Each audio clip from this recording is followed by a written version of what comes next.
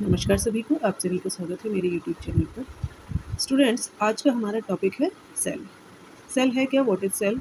Cell is basic structural and functional unit of living organism. किसी भी living organism को, चाहे वो मल्टी सेलुलर ऑर्गेनिज्म हो या यूनिसेलुलर ऑर्गेनिज्म हो, उसको बनाने के लिए उसकी जो बेसिक इकाई होती है वो सेल ही होती है।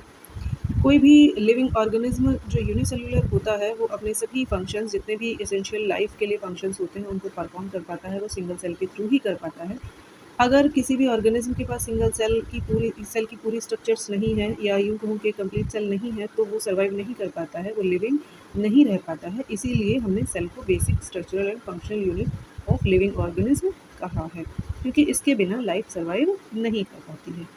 अब कोई भी सिंगल सेल ऑर्गेनिज्म है या यूनिसेलुलर ऑर्गेनिज्म है, उसके पास सिर्फ सेल ही है और वो अपनी लाइफ के सभी फंक्शंस उसी से परफॉर्म कर पाता है। इट मीन्स सेल एक यूनिट है जो लाइफ को पूरी तरह से परफॉर्म कर पाती है, जिसमें लाइफ मिलती है। अब हम बात करते हैं कि सेल को सबसे पहले किसने खोजा, कहाँ देखी गई थी सेल के बारे में कैसे पता चला। तो एक रॉबर्ट हुक नाम के एक साइंटिस्ट थे। वो खोज कर रहे थे कुछ अपने जो सूक्ष्मदर्शी होते हैं, जो माइक्रोस्कोप होते हैं, उसके थ्रू एक कॉर्क की स्टडी वो कर रहे थे। तो जब वो कॉर्क की स्टडी कर रहे थे, उन्हें कुछ इस तरह की स्ट्रक्चर्स दिखाई दी, जैसे बी हाइव होता है, मधुमक्खी के छत्ते की तरह की स्ट्रक्चर। जब उन्होंने इस स्ट्रक्चर को देखा तो वो डेड सेल्स थी, पर क्योंकि वो डेड थी सेल्स, तो उनके बीच में मिडिल में यहाँ पे कोई भी सेल ऑर्गेनल या कोई भी मैट्रिक्स जैसे स्ट्रक्चर उनको नहीं मिली। ये होलो थे स्ट्रक्चर्स, इसीलिए इन्होंने उनको सेल नाम दे दिया। इससे ज़्यादा सेल के बारे में वो कुछ ज़्यादा जान नहीं पाए। तो discovered by Robert Hooke in 1665। Cell को सबसे पहले किसने खोजा? रॉबर्ट हुक ने 1665 में। लेकिन क्योंकि उन्होंने डेड सेल्स को देखा था, तो सेल्स के बारे में वो बहुत ज़्यादा जानकारी वो नहीं दे पाए थे, इसीलिए उन्होंने सिर्फ इसको सेल नाम दे के छोड़ दिया, क्योंकि छोटी छोटी कोठरियों जैसे स्ट्रक्चर उनको दिखाई दी थी, इसीलिए उन्होंने इसे सेल नाम दे दिया। इसके बाद एक साइंटिस्ट हुए एंटोन वॉन ल्यूएन। उन्होंने सबसे पहले लिविंग सेल्स को देखा। They first saw a living cell. Living cell को देखकर उन्होंने सेल के बारे में कुछ और जानकारियाँ दी। इसके बाद सेल के कंपोनेंट्स के बारे में पता चला। सेल के जो कंपोनेंट्स होते हैं, मेन कंपोनेंट्स, उसमें सबसे पहले आता है प्लाज्मा मेम्ब्रेन। ये सेल की सबसे आउटर कवरिंग होती है एनिमल सेल्स के अंदर।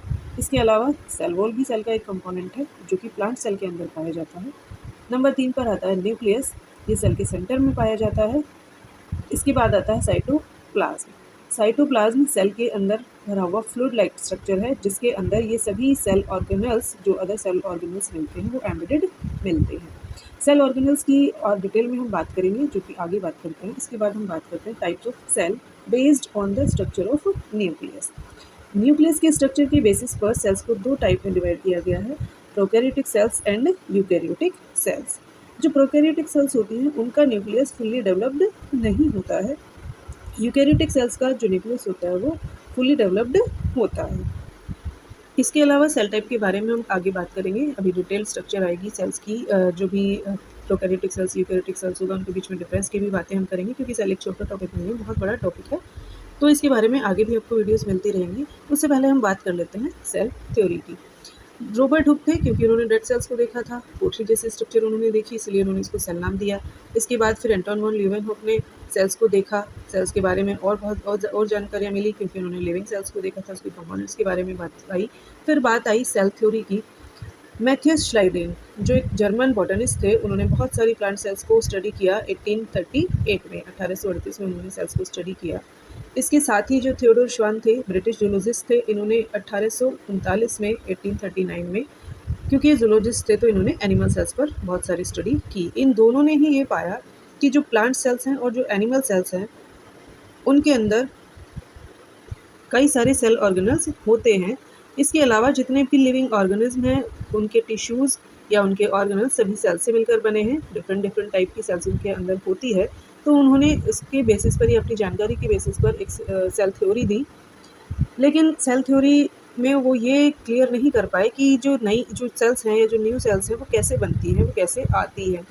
इस चीज़ को क्लियर करने के लिए रुडोल्फ विर्चो 1855 में आए और उन्होंने मॉडिफाइड किया उनकी हाइपोथेसिस को। किसकी हाइपोथेसिस को? श्लाइडेन एंड श्वान की। Rudolf Virchow modified the hypothesis of Schleiden and Schwann at the modern theory cell theory comes.